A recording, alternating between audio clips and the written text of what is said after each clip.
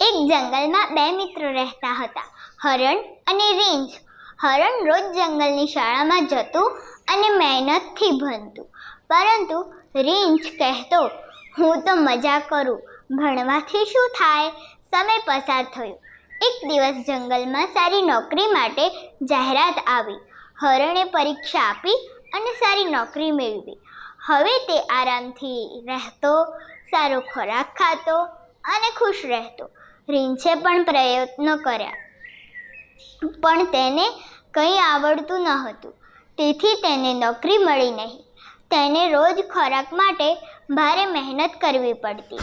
રીંછને હવે સમજાયું, કાશ મેં પણ સારું ભણતર મેળવ્યું હોત. આ વાર્તા પરથી એ બોધ મળે છે કે જે ભણે છે તે આગળ વધે છે અને સારું જીવન જીવે છે. જે ભણતું નથી તેને જીવનમાં તકલીફોનો સામનો કરવો પડે છે. તો મિત્રો, તમે પણ ભણશો ને? વાર્તા ગમી હોય તો લાઈક કરો, સબસ્ક્રાઈબ કરો અને શેર કરવાનું ભૂલતા નહીં.